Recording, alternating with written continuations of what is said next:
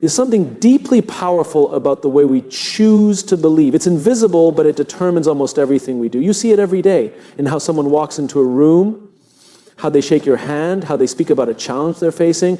Belief isn't about having evidence. It's about carrying a posture, an attitude that says, I'm going to act as if things are going to work out even when there's no proof yet. And that belief, that mindset, shapes behavior more than circumstances ever could. Think about this. Two people are faced with the same challenge. One believes they'll fail, the other believes they'll figure it out. Same problem. Two completely different responses. The first hesitates. They second guess. They avoid. The other leans in. They ask questions. They try things. They adapt. It's not that the second person is smarter or more talented. It's that they've already made a decision in their mind. This will work out. I just need to keep moving. And that belief changes how they behave. It fuels persistence. It fuels clarity. It fuels progress. We're often told to be realistic, as if realism is the same thing as resignation. But when people say be realistic, what they usually mean is don't expect too much. But I think that's a trap, because the moment we lower our expectations to match our fears, our actions follow. When you believe something isn't possible, you stop trying, you stop exploring, you stop innovating. Not because the door is locked, but because you stop turning the handle. Belief isn't naive, it's strategic. It's the foundation of initiative. The best performers in the world, athletes, artists, leaders, they all operate from a deep internal belief that they're capable of rising to the moment. They don't wait for confidence to show up. They act first. Confidence follows action. It's built, not born. And belief is what allows you to take that first step, to act without the guarantee. I met someone recently who was navigating a difficult career transition. He had lost his job, had no clear path forward, and felt completely stuck. But then something shifted. Not externally. He didn't suddenly get a job offer or win the lottery. What changed was how he chose to approach the uncertainty. He told me, I'm going to treat this like the best thing that ever happened to me, even though it doesn't feel like that yet. That one sentence changed everything. He started networking differently. He showed up to interviews with more energy. He created opportunities instead of waiting for them to appear. 3 months later, he was in a role that wasn't just better. It was a perfect fit. But it didn't happen because of luck. It happened because of belief.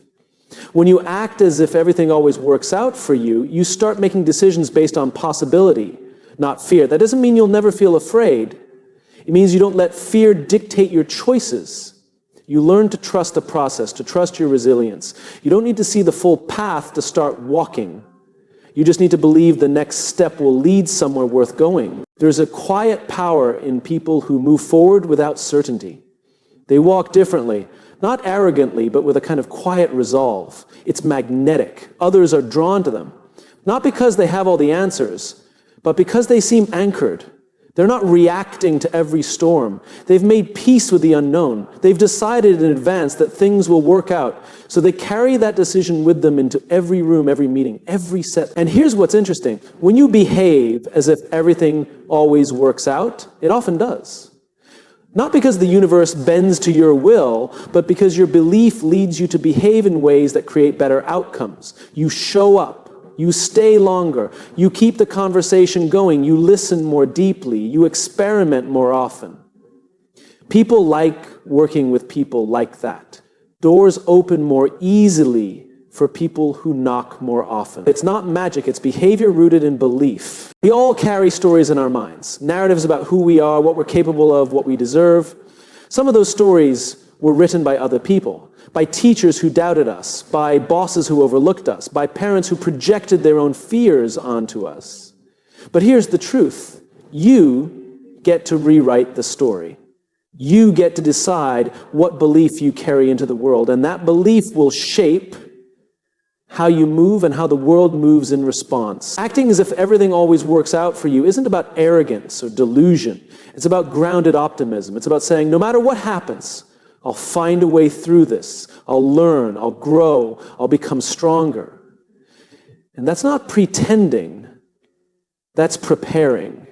That's choosing to believe in your capacity to rise even when the ground feels shaky. The people who inspire us most are never the ones who had it easy. They're the ones who kept going when things didn't make sense. The ones who chose belief in the face of uncertainty. They acted as if, not because they knew they'd succeed, but because they knew who they were wouldn't quit.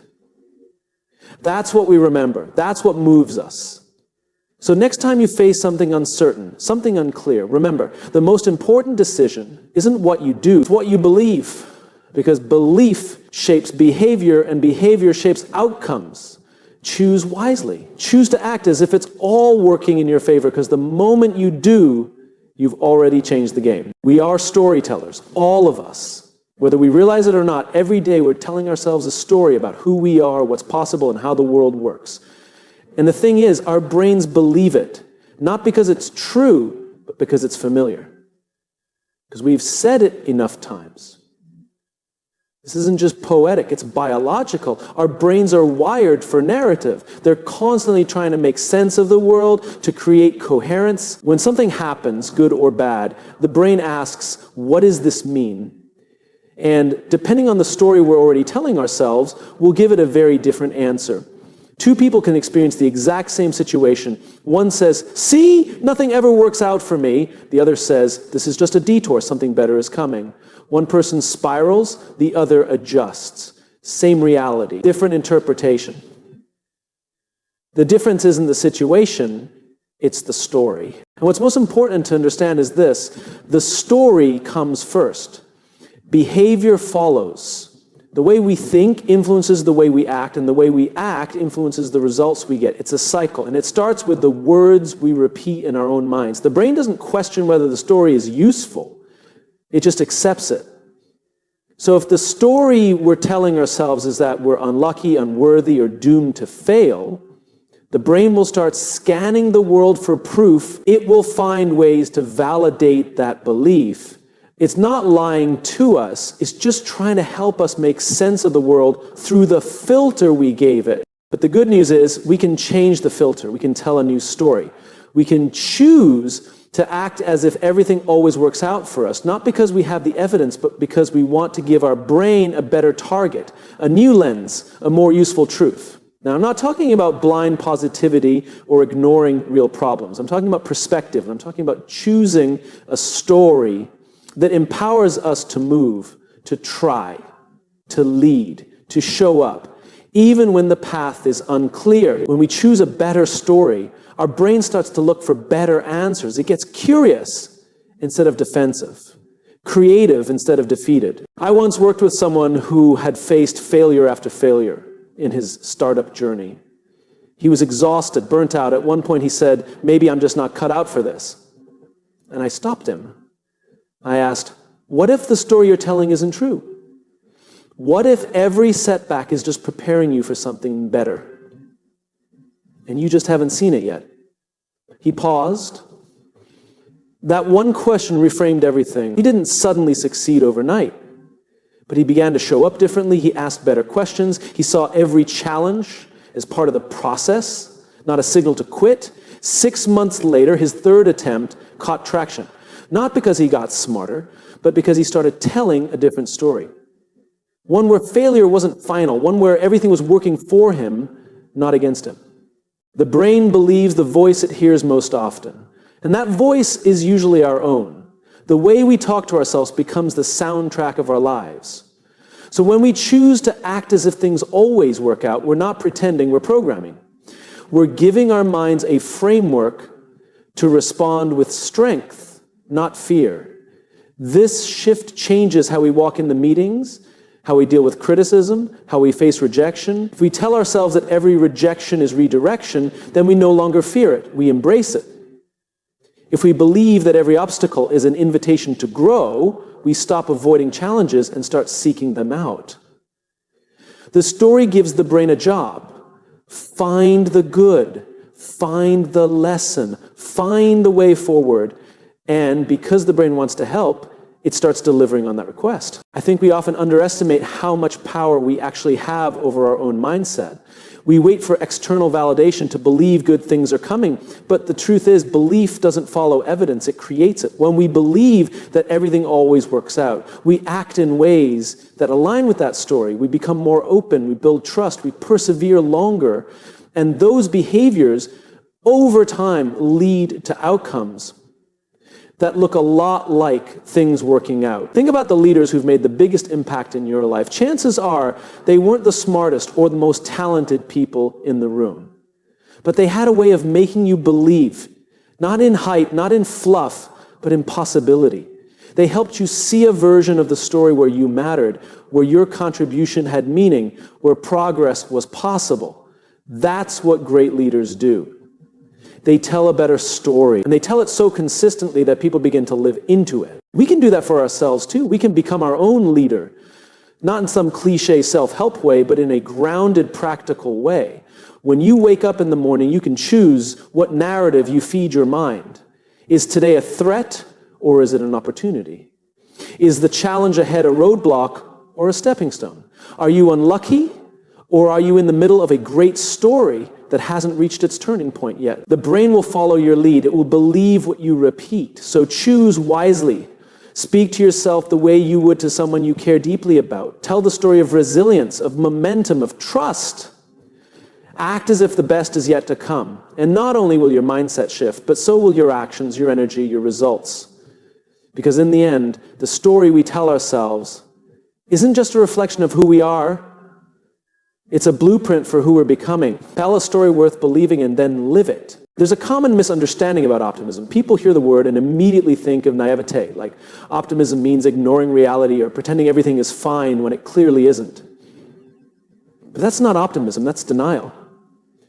Real optimism is not about avoiding the hard things, it's about choosing how we face them. It's not wishful thinking, it's disciplined thinking. It's a choice to see what's possible, even when what's in front of you feels impossible. Discipline is the key word. Optimism is a practice, a mindset we commit to. And like anything worth doing, it takes effort, it takes intention, it takes work. Because the truth is, pessimism is easy. Cynicism is easy. Doubt comes naturally. The world constantly gives us reasons to believe things are falling apart, that we're running out of time, out of chances, out of hope. But optimism, that's something you have to choose, and you have to keep choosing it, especially when it's hardest. You can't just wait to feel optimistic. That's like waiting to feel strong before you go to the gym. It doesn't work that way. You build strength by showing up. You build optimism the same way, by training your mind to search for hope, to search for solutions, to stay grounded in the belief that there's always another step forward, even if it's small.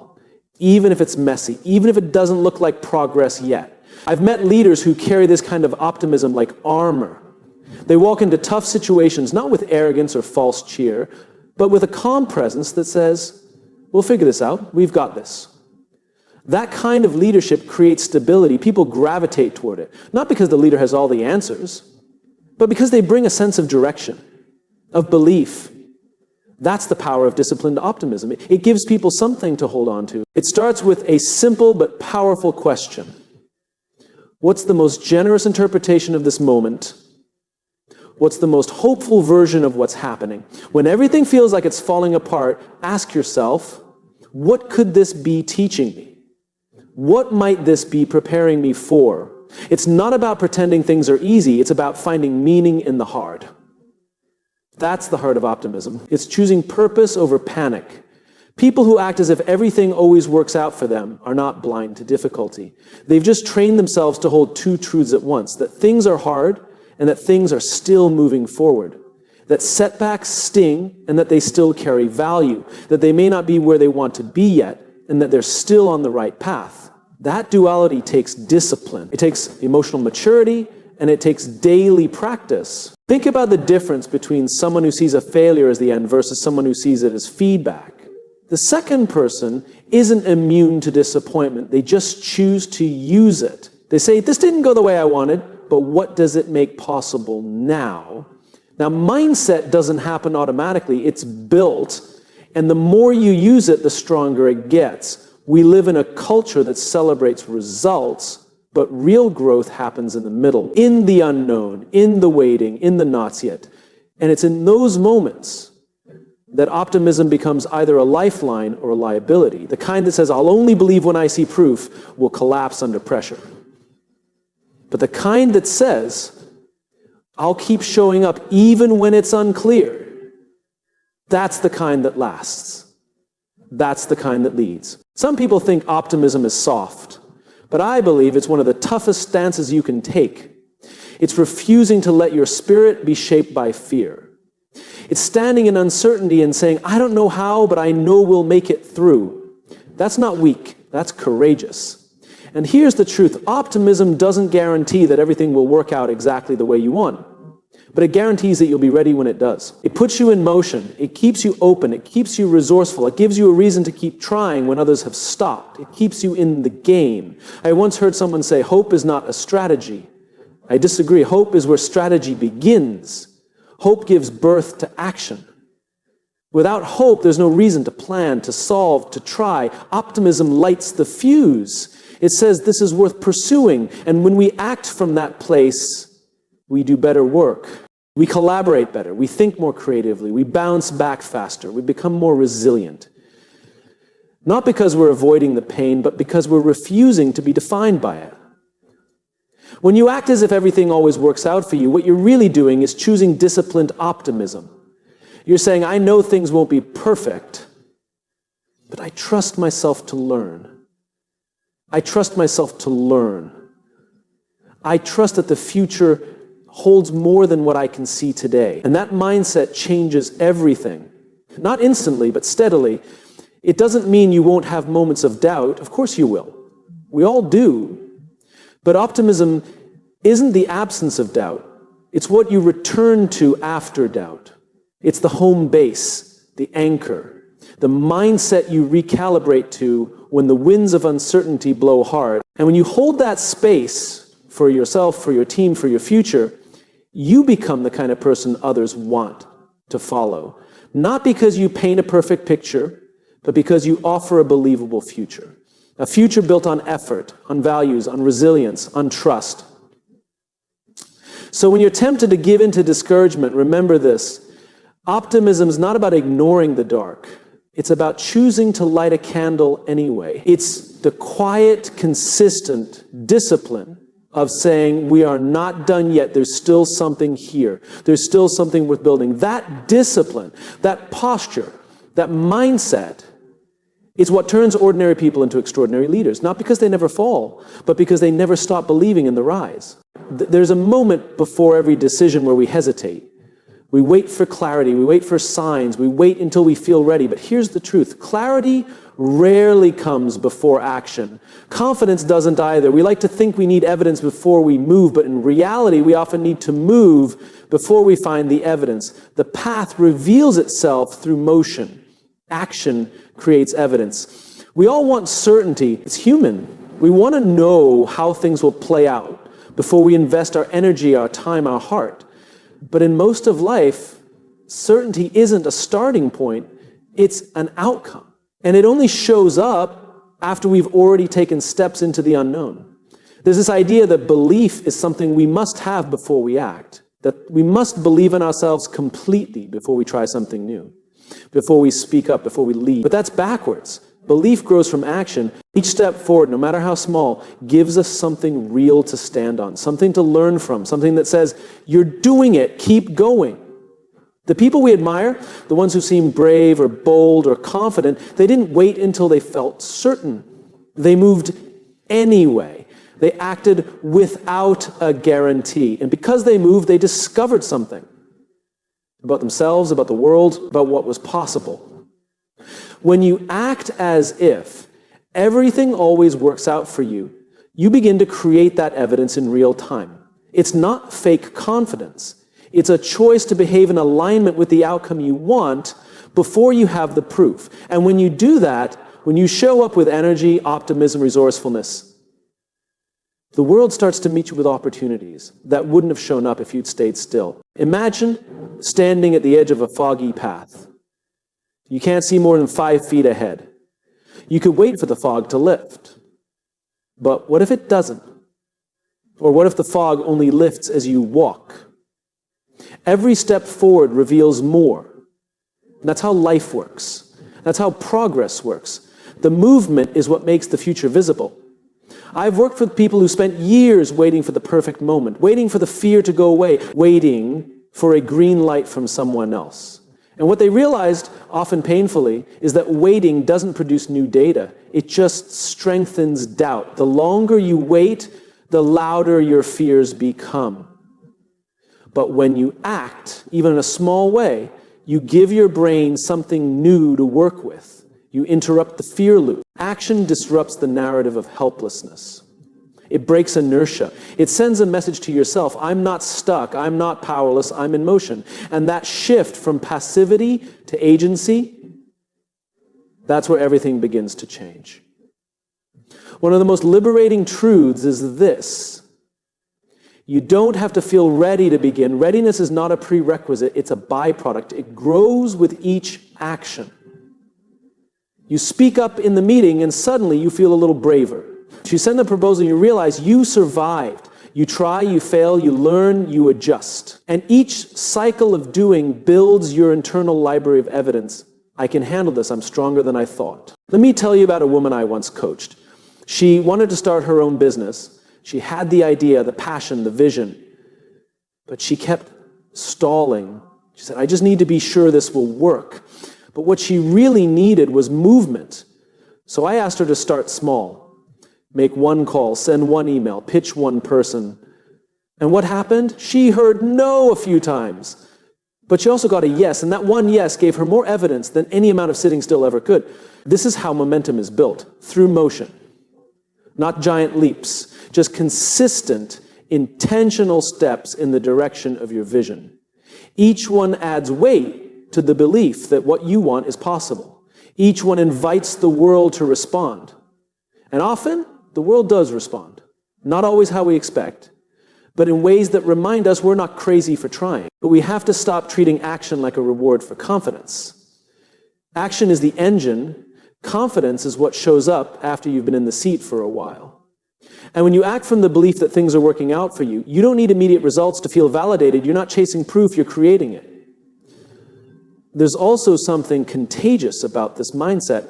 When you operate from the assumption that things are unfolding in your favor, even when they don't look like it yet, you bring a different energy into the room. People feel it, they trust it, and often they join you. You start building a team, a movement, a culture around that energy. And all of it starts because you decided to move before the map was clear. Now, this doesn't mean you act recklessly. Disciplined action still includes reflection, strategy, patience, but it's forward motions. It says, I may not have all the answers, but I'll get better ones by engaging. You can't steer a parked car, but once you start rolling, you can course correct, you can adjust based on what the road gives you. When you look back at your own life, chances are the moments you're most proud of didn't begin with certainty. They began with risk, with a step into something new. And what gave those moments meaning wasn't the outcome, it was that you chose to act. That's what built your story. That's what gave you real data about who you are and what you're capable. So if you're standing at the edge of something right now, an idea, a change, a challenge, and you're waiting to feel ready, remember this: action creates evidence. And the evidence you're looking for won't come before you move. It's waiting on the other side of movement. When you act as if everything always works out for you, you're not gambling. You're practicing faith in your future. You're choosing courage over certainty. And that choice builds the foundation for the life you want, one step, one call, one decision at a time. So move, not because you're fearless. Move because you're becoming the kind of person who no longer waits for permission to begin. We don't always realize it, but every time we show up, every time we push through resistance, every time we move forward despite the unknown, we're not just doing it for ourselves, we're doing it for the people watching, the people looking for proof that it's possible, because one of the most powerful forms of leadership is simply being the evidence someone else needs to believe. You become the proof that the journey is worth it. In every room, in every company, in every family, there are people quietly watching, wondering, hoping. Can someone like me do this? Can I speak up and still be respected? Can I fail and still be worthy? Can I take a risk and survive it? And when they see someone else do it, someone who doesn't have all the answers, someone who's still figuring it out, it gives them something more powerful than advice. It gives them permission. That's what happens when you act as if everything always works out for you. You embody a mindset of possibility. You carry the weight of belief in a way that lifts others, not through grand speeches or empty motivation, but through your presence, your resilience, your consistency. You become a mirror that reflects potential back to people who have temporarily lost sight of their own. Think about it. When we're struggling, when we're unsure, we look for models. We scan the environment for people who've gone ahead, people who navigated uncertainty and made it to the other side. That's why stories matter. That's why leadership matters. It's not just about authority or status. It's about demonstration. When someone takes the first leap, it lowers the psychological cost for everyone else. But here's the catch. You can't inspire belief in others if you're constantly waiting for external proof yourself. True leadership begins with the decision to become your own evidence, to act in alignment with what you believe before you have all the results, to hold space for possibility even when the outcome is unclear. When you do that, you create an atmosphere of trust. And trust is the soil where growth begins. I once worked with a leader who inherited a broken team. Morale was low, results were inconsistent. No one really believed things could improve. The leader didn't walk in with a flashy strategy or a dramatic overhaul. Instead, she just started showing up. Calm, steady, present. She listened, she acted, she followed through, and over time, her behavior created a new story. One that said, we're not stuck, we're just getting started. People began to believe again, not because of a slogan, but because of her example. This is what it means to lead with evidence. You become the person who brings courage into the room simply by how you carry yourself.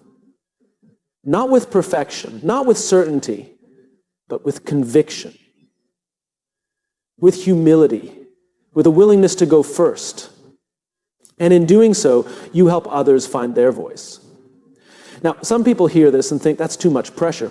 I didn't sign up to be someone's role model. But whether you signed up or not, people are watching, especially the ones closest to you, your friends, your children, your coworkers. They're not looking for you to be flawless. They're looking for you to be real, to try, to fail and get back up, to navigate life with a sense of purpose that says, I may not control everything, but I control how I respond. And your response, that's what they remember, not the result, not the accolades, but the way you showed up. That becomes the blueprint they borrow from when it's their turn to take a risk. What's beautiful about this is that it's not about having a title. You don't have to be the CEO to lead this way. You don't have to be the loudest voice in the room. You just have to be consistent in your values, rooted in your belief, willing to be seen trying. That alone changes the temperature of every room you walk into. And here's something else.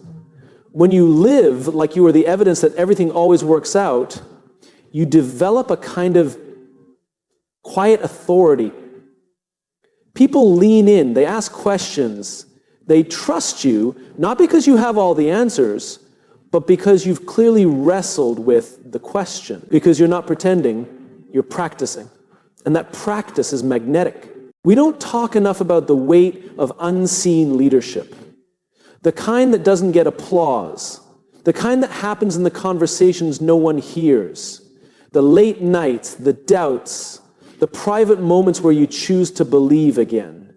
That's the kind of leadership that shapes culture. That's the kind that builds trust that lasts. Because eventually, someone will come to you, maybe years later, and say, I watched you. I saw how you handled that moment, and it gave me the courage to do the same. And you'll realize that your discipline, your mindset, your resilience, it didn't just serve you, it lit the way for someone else. So ask yourself, what kind of evidence am I becoming? What story does my life tell? What permission do I give others by the way I live, work, lead, and show up? Because the truth is, whether you realize it or not, you are becoming someone's reason to believe. You are shaping what others think is possible. And when you choose to live from the assumption that things are working in your favor, even through the mess, even through the waiting, you bring hope into places that desperately need it. That's not about ego. It's about service. It's about responsibility. And it's about legacy. The way you live becomes part of someone else's story. So keep showing up. Keep believing. Keep building. Not just for your goals, but for everyone who's still learning how to believe again. You are not just creating results. You're creating ripple effects. And that ripple, that impact, begins the moment you decide to be the evidence you once needed yourself.